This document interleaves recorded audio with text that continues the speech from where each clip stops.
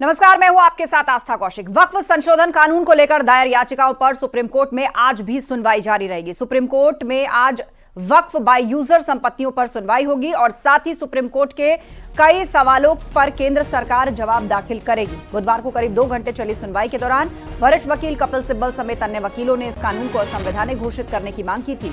Supreme court दलीलों को सुनने के बाद अंतरिम आदेश पारित करने जा रहा था, लेकिन केंद्र सरकार की ओर से सॉलिसिटर जनरल तुषार मेहता ने अंतरिम आदेश पारित करने का विरोध किया और सुप्रीम कोर्ट से केंद्र और राज्य सरकारों की दलील सुनने के बाद ही आदेश पारित करने की अपील की।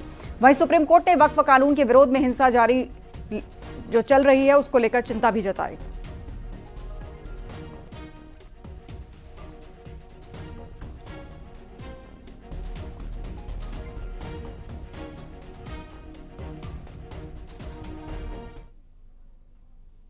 केंद्रीय मंत्री किरेन रिजिजू ने फिर एक बार वक्फ संशोधन कानून को गरीब मुसलमानों के हक में बताया और विरोधियों पर जमकर प्रहार किया। Large section of Muslim community are wholeheartedly welcoming this act. It is in India, is the largest in the world, and despite having the largest waqf properties in the world, how come these properties are not being utilized for the welfare of the Muslim communities? If so much of waqf properties are being mismanaged by few of the powerful people who are, in a very surreptitiously mishandling the entire waqf properties. Hindu पक्षकार वकील विष्णु शंकर जैन ने वक्फ संशोधन bill को लेकर क्या कहा, वो भी आपको सुनवाते हैं। की हियरिंग में ऑनरेबल सुप्रीम कोर्ट ने कहा कि हम इसको थोड़ा इसमें इंटरिम ऑर्डर करना चाहते हैं और उसमें इंटरफेयर करना चाहते हैं। तो मेरा सबसे पहला कहना यह है कि सुप्रीम कोर्ट इस मामले की आर्टिकल 32 में डायरेक्ट सुनवाई नहीं कर सकता है, क्योंकि जब ऐसे ही मामले पहले सुप्रीम कोर्ट आए थे तो बोला गया था कि आप हाईकोर्ट जाइए। पिछले 7 साल से 120 याचिकाएं अलग अलग हाईकोर्ट में लंबित हैं और कोई इंटरिम ऑर्डर जब हमने वक्फ एक्ट 1995 को चुनौती दी थी तो नहीं किया गया है। तो ये एक बहुत ही रॉन्ग प्रेसिडेंट सेट करेगा। Point number 1। पॉइंट नंबर 2, मैं आपको बताना चाहता हूं कि अभी दिल्ली में एक यमुना की रिवर बेड पे एक शिव मंदिर था, उसको तोड़ा गया और ये बोला गया कि भगवान शिव को हमारे प्रोटेक्शन की जरूरत नहीं है। मामला सुप्रीम कोर्ट आया, सुप्रीम कोर्ट ने भी उस ऑर्डर को अपहोल्ड किया। तो मैं ये बात कहना चाहता हूं कि जब मंदिर बाय यूजर नहीं हो सकता है, चर्च बाय यूजर नहीं हो सकता है, गुरुद्वारा बाय यूजर नहीं हो सकता है, तो ये वक्फ बाय यूजर कैसे हो सकता है? और वक्फ बाय यूजर के कंसेप्ट को स्टे करना चाहिए और इस कंसेप्ट के आधार पे जितनी संपत्ति गलत ढंग से ली गई है उसको वापस लाने की कार्रवाई होनी चाहिए। इंटरिम ऑर्डर ये होना चाहिए, ये बात हम कोर्ट के सामने रखेंगे। तीसरी सबसे महत्वपूर्ण बात यह है कि वक्फ एक्ट 1995 विद 2025 अमेंडमेंट, ये क्लैरिफिकेशन आना चाहिए कि ये नॉन मुस्लिम्स पे लागू नहीं होता है। मैं इस बात का समर्थन करता हूं कि नॉन मुस्लिम मेंबर्स को वक्फ बोर्ड और वक्फ काउंसिल से हटा दिया जाए, पर साथ में यह भी आना चाहिए कि वक्फ एक्ट 1995 या उसमें की गई कोई भी कार्रवाई नॉन मुस्लिम्स के ऊपर लागू नहीं होती है। और सीधे अब आपको ले चलते हैं, हमारे सहयोगी इस पर चर्चा के लिए जुड़ रहे हैं शंकर आनंद। शंकर, आपसे जानना चाहेंगे कि ये जो सुनवाई होगी, कल भी इस पर सुनवाई हुई, आज भी सुनवाई हुई, लेकिन आज कई सवालों पर क्लैरिटी मिलेगी, जैसे कि हिंदू मेंबर, उसके साथ साथ कलेक्टर पावर और वक्फ बाय यूजर, जिसका जिक्र अभी अभी विष्णु शंकर जैन भी कर रहे थे। देखिए आस्था, आज सुप्रीम कोर्ट में जो सुनवाई होनी है तकरीबन 2 बजे का उसके लिए वक्त मुकर्रर किया गया है और अभी से ही तमाम जो वकील हैं वो सुप्रीम कोर्ट के अंदर में कोर्ट नंबर 1 में पहुंचना शुरू हो गया है। और कल जिस तरह से तमाम दलीलों को कोर्ट के सामने रखा गया है, तो आज हिंदू पक्ष के द्वारा भी जो याचिकाकर्ता हैं वो अपनी बातों को रखेंगे। इसके साथ ही कई ऐसे राज्य जहाँ पर बीजेपी शासित सरकार है वहाँ के द्वारा भी और राज्य सरकारों के द्वारा भी कई याचिकाएँ दायर की गई थी, तो आज उनके द्वारा भी आज कोर्ट के सामने आज अपनी बातों को रखा जाएगा, तमाम दलीलों को रखा जाएगा। उसके बाद कोर्ट के द्वारा किस तरह से इस मामले में आगे सुनवाई होती है, कोर्ट किस तरह से इस मामले में कोर्ट का ऑब्जर्वेशन होगा, वो देखना लाजमी होगा। लेकिन जिस तरह से इस मामले में तमाम दलीलें कल दी गई और कल के जो ऑब्जर्वेशंस हैं उस ऑब्जर्वेशंस में देखा जाए तो 2-3 जो मसले हैं सबसे महत्वपूर्ण है। पहला, उत्तराधिकार का मसला। उत्तराधिकार का जो मसला है, इस मामले को लेकर जिस तरह से नए जो वक्फ कानून संशोधन कानून है उसमें जो प्रावधान दिया गया है उस पर मुस्लिम संगठनों का आपत्ति है। दूसरा देखा जाए जो डीएम वाला इशू है कि जब किसी भी एरिया में वो वक्फ की संपत्ति है या नहीं है, तो इस मामले पर जो कानून का जो एक नए प्रावधान है उस पर मुस्लिम संगठनों का आरोप है कि डीएम जो है वो सही तरीके से नहीं कर सकते, लेकिन उस मामले में भी अगर देखा जाए तो सही तरीके से उसमें आगे काफ़ी अच्छे प्रावधान हैं। उन तमाम जो प्रावधान के बारे में तुषार मेहता के द्वारा अभी कल कोर्ट को जानकारी दी गई। जैसे कि बताया गया कि डीएम के मामले को लेकर आपत्ति है, तो कहा गया कि अगर डीएम के मामलों को भी लेकर अगर आपत्ति है तो आप लोअर कोर्ट जा सकते हैं, हाई कोर्ट जा सकते हैं, सुप्रीम कोर्ट जा सकते हैं, तो इस मामले पे आपत्ति करने की जरूरत नहीं है। जबकि पिछले वक्फ कानून की अगर बात करें तो पिछले कानून में कहीं से भी कोर्ट जाने की कोई एक प्रावधान नहीं था। जो वक्फ न्यायाधिकरण जो आपको जो फैसला दे देगा, जो यानी वक्फ ट्रिब्यूनल जो फैसला देगा, वही सर्वमान्य और एकमात्र फैसला होता था। तो एक तरह से कहा जा सकता है कि इन तमाम मसलों पर आज जिस तरह से हिंदू पक्ष आज अपनी तमाम दलीलों को रखेंगे, तो देखना लाजमी होगा। निश्चित तौर पे आज कहा जा सकता है सुप्रीम कोर्ट इस मामले पे एक सुप्रीम सुनवाई करने जा रही है और 1 घंटा और मात्र बचे हैं। अभी इस वक्त में लंच ब्रेक हुआ है कोर्ट में और 2 बजे इस मामले में जब सुनवाई शुरू होगी तो किस तरह से तमाम दलीलों को कोर्ट के सामने रखा जाएगा, देखना लाजमी होगा। जी बिल्कुल बिल्कुल। और थोड़ी देर बाद इस पर सुप्रीम कोर्ट में सुनवाई शुरू हो जाएगी शंकर, लेकिन कल सुनवाई की बात की जाए तो कुछ महत्वपूर्ण टिप्पणियां सुप्रीम कोर्ट ने की हैं और उनमें से एक है कि बहुत ही रेयरेस्ट सिचुएशन में बिल को जो है जो पार्लियामेंट से पास हो चुका है उसको सुप्रीम कोर्ट खारिज करता है या वापस करता है। तो कहीं ना कहीं इस बात से, इस संकेत से क्या समझा जाना चाहिए? याचिकाएं भी कई हैं, अलग अलग तथ्यों को लोग पेश कर रहे हैं। दूसरी तरफ कई राज्यों ने इस मामले में पैरोकार बनने की याचिका भी दी है। तो ऐसे में आज के दिन में जो दोनों तरफ की दलीलें हैं वो बहुत महत्वपूर्ण हो जाती हैं। निश्चित तौर पे देखिए आस्था, अभी तक इस मामले में भी 7 राज्यों के प्रतिनिधियों के द्वारा इस मामले में याचिका दायर की गई है। 7 राज्य, हालांकि ये 7 राज्य ऐसे राज्य हैं जहां पर बीजेपी की सरकार है, उनके द्वारा दायर किया गया है। इसके साथ ही कुछ आदिवासी समुदाय से जुड़े हुए भी जो संस्थाएं हैं उनके द्वारा भी इस मामले में याचिका दायर की गई है।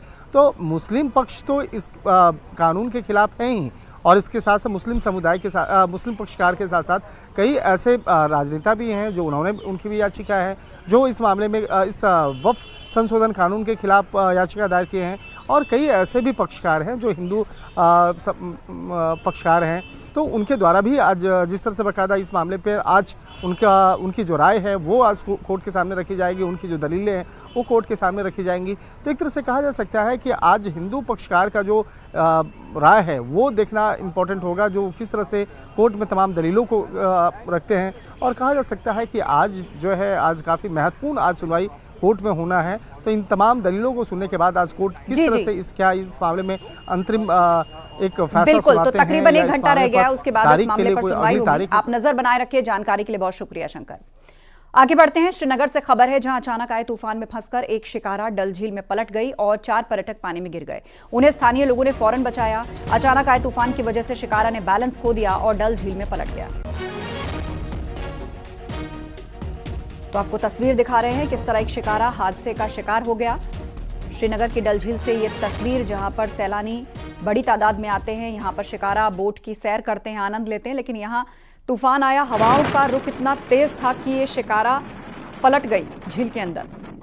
4 लोग झील में गिर गए, लेकिन आसपास जो स्थानीय लोग थे वो फौरन आए और उन्होंने इन सभी लोगों को बचा लिया। तो ये उस वक्त की तस्वीर है जब शिकारा का बैलेंस बिगड़ा था और वो डल झील में पलट गई थी।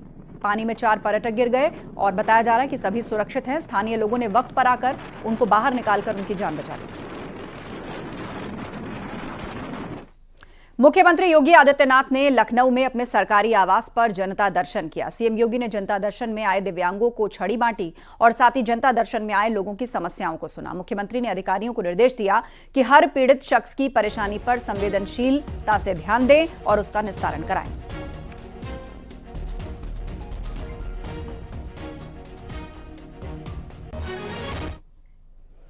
सीएम योगी से इलेक्ट्रिक छड़ी मिलने के बाद दिव्यांगजनों ने आभार जताया और कहा कि हमारी समस्याएं सुनी गईं और सीएम ने सभी मामले जल्द निपटाने के आदेश दिए। सीएम को बहुत धन्यवाद करते हैं। कोई स्टिक दिया गया जिससे कि हमारे जो शेखर भाई हैं, जो दोनों आंखों से जिनको दिखाई नहीं देता, उनको चलने में उनको आगे जब बढ़ेंगे तो ये स्टिक इनका काम करेगा। ये माननीय मुख्यमंत्री जी का हम तहे दिल से धन्यवाद व्यक्त करते हैं। मुख्यमंत्री जी हमको छड़ी दे दिए और छड़ी देने के बाद हमको हाथ से अपने बतलाए। मुख्यमंत्री जी का धन्यवाद करता हूँ। ऐसे ही हम दिव्यांगों से मिलते रहे साहब। यही मेरा निवेदन है। हमारा कुछ मसला था पैसा का, मैंने पत्रक दे दिया तो उन्होंने तुरंत आश्वासन दिए कि आपका पैसा आपके पास तुरंत जाएगा। प्रधानमंत्री नरेंद्र मोदी का 24 अप्रैल को कानपुर दौरा प्रस्तावित है। पीएम मोदी करीब 2000 करोड़ रुपए की परियोजनाओं का शिलान्यास और लोकार्पण करेंगे। मेट्रो के नए सेक्शन के साथ घाटमपुर और पनकी पावर प्लांट का लोकार्पण करेंगे। इसके अलावा एलिवेटेड ट्रैक और मेडिकल कॉलेज की एक परियोजना का शिलान्यास भी करेंगे। पीएम मोदी कानपुर में एक जनसभा को भी संबोधित करेंगे। प्रधानमंत्री नरेंद्र मोदी का 24 अप्रैल को कानपुर में प्रस्तावित दौरे को लेकर जहां एक और प्रशासनिक अधिकारियों ने अपनी कमर कस ली है, तो वहीं लगातार पुलिस के अधिकारी यहां मॉनिटरिंग कर रहे हैं। एक बार फिर से आज पुलिस के अधिकारियों के साथ भाजपा के जनप्रतिनिधि इस कार्यक्रम स्थल पर पहुंचे। इस वक्त न्यूज़ 18 टीम उसी कार्यक्रम स्थल पर है जहां प्रधानमंत्री यहां जनता को संबोधित करेंगे और तोहफों की छड़ी भी लगाएंगे। कहीं ना कहीं 24 तारीख का दिन बड़ा अहम माना जा रहा है, जहां एक और मेट्रो के पर बैठकर वो सफ़र करेंगे। मेट्रो को जो विस्तार है उस पर उद्घाटन करेंगे, तो वहीं तमाम योजनाओं का लोकार्पण और शुभारंभ भी करेंगे। और ऐसे में भारतीय जनता पार्टी के कार्यकर्ता अतोत्साहित दिख रहे हैं। जर्नलिस्ट आशीष पांडे के साथ अमित गंजू, न्यूज़ 18 कानपुर।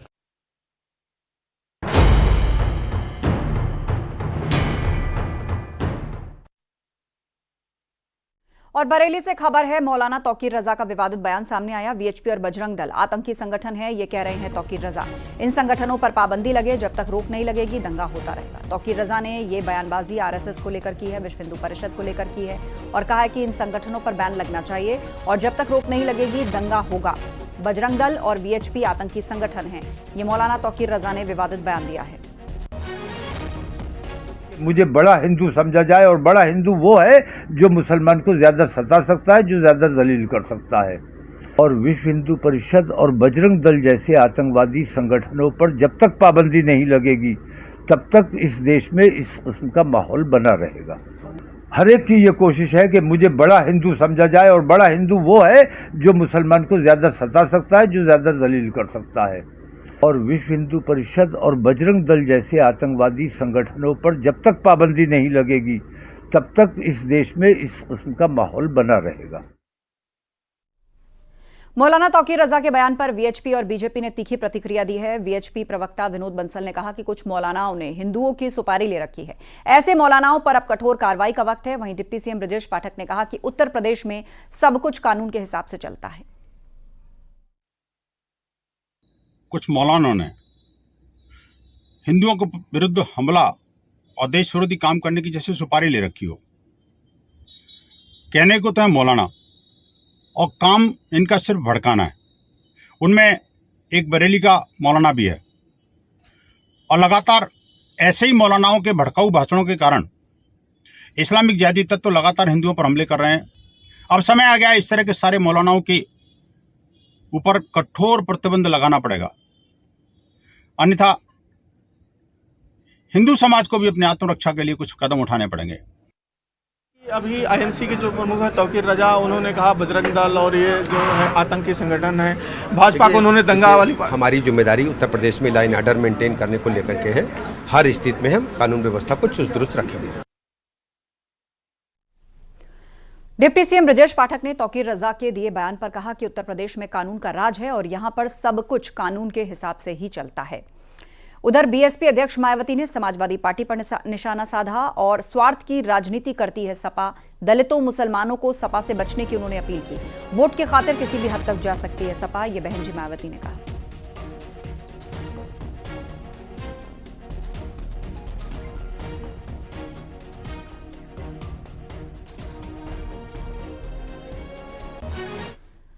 बीएसपी अध्यक्ष मायावती ने सोशल मीडिया में किए पोस्ट को लेकर एसपी और बीजेपी ने प्रतिक्रिया दी है।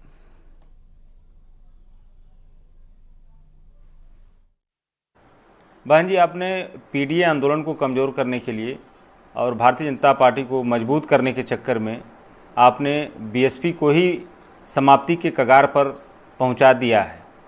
आप उस भाजपा को मजबूत कर रही हैं जो पीडीए की सबसे बड़ी दुश्मन है, पीडीए के आरक्षण को छीन रहे हैं, उनकी नौकरियों को छीन रहे हैं, उनके बहन मायावती जी ने सही कहा कि समाजवादी पार्टी का दलित विरोधी चेहरा वो जग जाहिर है और बहन मायावती जी से बेहतर जान कौन सकता है। जिस समय गेस्ट हाउस कांड हुआ वो बहन मायावती जी के साथ ही तो हुआ और संपूर्ण संसार ने देखा, पूरे देश ने देखा कि बाबा साहब को भूमाफिया कौन कहता है, समाजवादी पार्टी। दलितों के जमीन पर कब्जा कौन करता है, समाजवादी पार्टी। सबसे ज्यादा दलितों के घर को कौन जलाता है, समाजवादी पार्टी। दलित महापुरुषों के नाम पर बने हुए जिले का नाम बदलने का कार्य कौन करता है, समाजवादी। यूपी के डिप्टी सीएम केशव प्रसाद मौर्य ने सपा, बसपा और कांग्रेस पर निशाना साधा। केशव प्रसाद मौर्य ने तीनों ही पार्टियों को एक ही थाली का चट्टा बट्टा बताया। सोशल मीडिया प्लेटफॉर्म एक्स पर ट्वीट करते हुए उन्होंने सपा को सांपनाथ, बीएसपी को नागनाथ और कांग्रेस को कालिया नाग बताया और कहा तीनों का काला अतीत दंगा, भ्रष्टाचार, तुष्टीकरण, जातिवाद, परिवारवाद से अटा पड़ा है। तीनों लोगों ने दलितों, पिछड़ों, गरीबों का शोषण करने में कोई कोर कसर नहीं छोड़ी और इस हरकत में तीनों ने एक दूसरे को मात दी है। जनता इनके नकली मसीहाओं के झांसे में नहीं आने वाली। विकास, सुशासन और सम्मान का रास्ता भाजपा से होकर गुजरता है।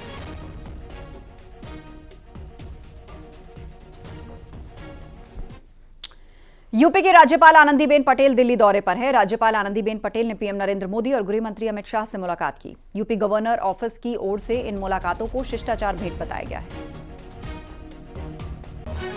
तो आनंदीबेन पटेल ने पीएम मोदी से मुलाकात की। उत्तर प्रदेश की राज्यपाल अमित शाह से भी मिली। गृह मंत्री और देश के प्रधानमंत्री से उन्होंने मुलाकात की है। हालांकि गवर्नर ऑफिस की ओर से इन मुलाकातों को एक शिष्टाचार भेंट बताया गया है।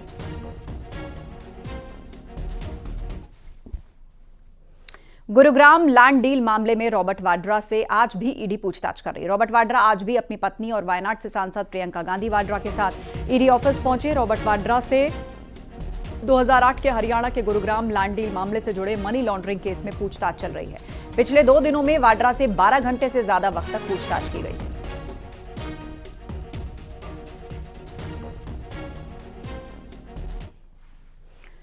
तीसरे दिन की पूछताछ के लिए ईडी दफ्तर जाने से पहले रॉबर्ट वाड्रा ने न्यूज 18 से खास बातचीत की।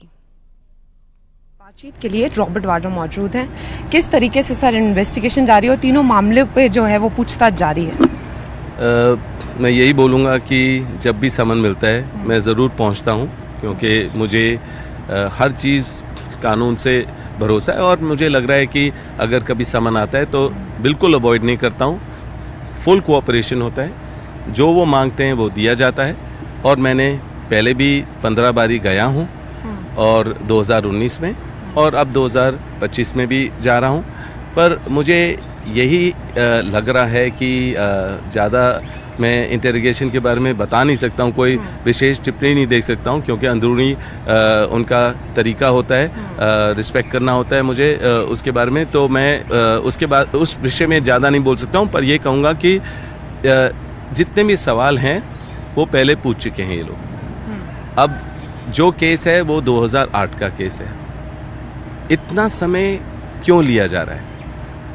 2019 में जब 15 बारी मुझे बुलाया, उस टाइम मैंने ये सारे सवाल के जवाब दिए हैं और 15 बारी 10 घंटे बैठा हूँ।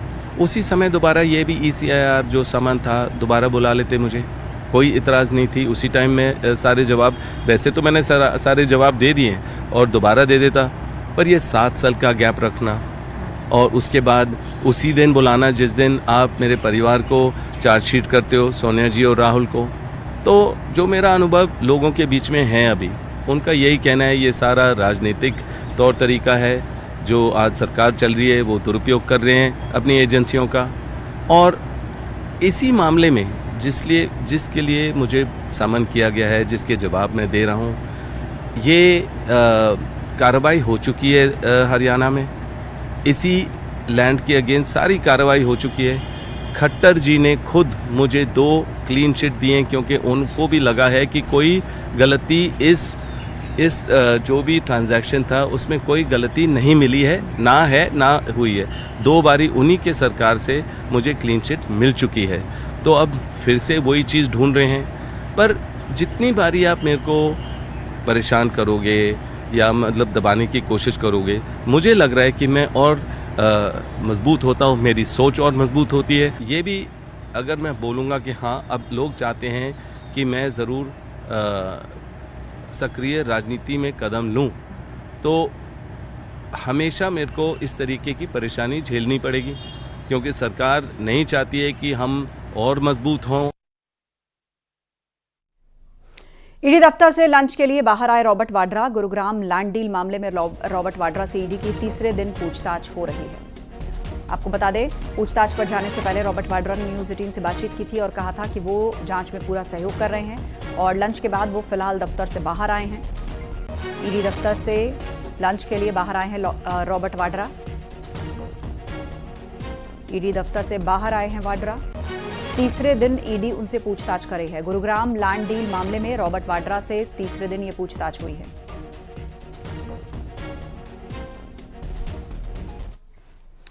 उप मुख्यमंत्री ब्रजेश पाठक ने गोरखपुर में सामुदायिक स्वास्थ्य केंद्र हरनही का निरीक्षण किया और इस दौरान जिले के स्वास्थ्य व्यवस्था को लेकर समीक्षा बैठक की।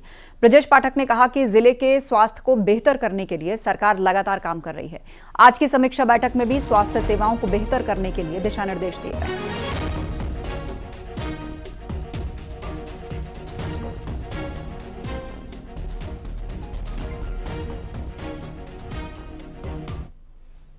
गोरखपुर जनपद की स्वास्थ्य सेवाओं की समीक्षा की गई है। मरीजों को समय से दवाइयाँ मिलें, अस्पताल समय से खुले, कहीं कोई दिक्कत न हो। गर्मी के सीजन को ध्यान में रखते हुए सभी व्यवस्थाएं सुनिश्चित करें। परिजनों को, मरीजों को शुद्ध पेयजल मिले, ठंडा पानी मिले, बैठने की कोई दिक्कत न हो। सभी सुविधाएं बढ़ाने के निर्देश दिए गए।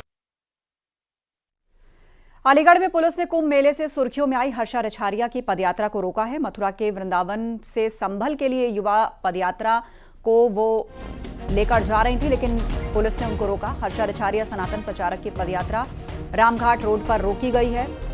क्वारसी थाना पुलिस ने पदयात्रा को रोका है।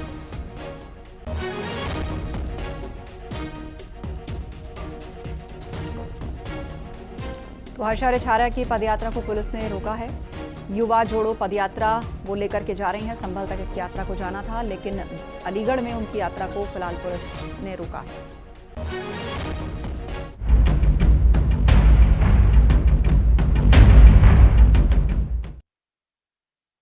मेरठ में मर्चेंट नेवी अफसर सौरभ हत्याकांड जैसी वारदात हुई है, जहां पत्नी ने बॉयफ्रेंड के साथ मिलकर सोते वक्त पति का गला दबाया और उसके शव के नीचे सांप को दबा दिया। दबे होने पर सांप ने आदमी को 10 बार डसा। वारदात के बाद पत्नी ने बॉयफ्रेंड को वहां से भगा दिया और खुद दूसरे कमरे में सोने चली गई। सुबह जब घरवाले उठे तो देखा कि युवक की मौत हो चुकी थी। उसके हाथ के नीचे एक जिंदा सांप दबा था। शरीर पर सांप के डसने के निशान देखकर परिजनों को लगा कि युवक की मौत सांप के डसने से हुई। बुधवार देर शाम पोस्टमार्टम रिपोर्ट सामने आई, जिसमें पता चला कि उसकी मौत दम घुटने से हुई। इसके बाद पुलिस ने पत्नी और उसके बॉयफ्रेंड को हिरासत में लिया। सख्ती से पूछताछ हुई और दोनों ने जुर्म कबूला। मामला मेरठ के बहसूमा थाना इलाके के अकबरपुर सादात गांव का है। व्यक्ति के विषय में सूचना प्राप्त हुई पुलिस को कि सांप काटने से उनकी मृत्यु हो गई है और मौके पे पुलिस पहुंची और बॉडी को पोस्टमार्टम के लिए भिजवाया गया था। जब ये घटना हुई थी उस दिन सुबह वहां से सपेरे द्वारा सांप को बरामद भी किया गया था और सांप को ले भी गया था। पोस्टमार्टम रिपोर्ट आने के बाद उसमें पता चला कि इसमें स्मूदरिंग आया है और थ्रोटलिंग आया है। तो परिजनों से संपर्क करके तत्काल थाना पुलिस के द्वारा हत्या का मुकदमा दर्ज किया गया और इसमें संलिप्त उस व्यक्ति अमित की पत्नी रविता और गांव के ही उनके एक जिससे उनका प्रेम संबंध था अमरजीत, उनको गिरफ्तार किया गया है। और झांसी में ट्रेन की चपेट में आने से गाड़ी के परखच्चे उड़ गए। ड्राइवर ने कूदकर जान बचाई। झांसी प्रयागराज रेल मार्ग के पास पटरी पार कर रही बोलेरो गाड़ी बुंदेलखंड एक्सप्रेस की चपेट में आ गई और हादसे की सूचना मिलते ही स्टेशन स्टाफ, आरपीएफ, जीआरपी मौके पर पहुंचे और गाड़ी को कड़ी मशक्कत के बाद पटरी से हटाया। हादसे के चलते झांसी प्रयागराज रेल रूट 1 घंटे के लिए बाधित हुआ।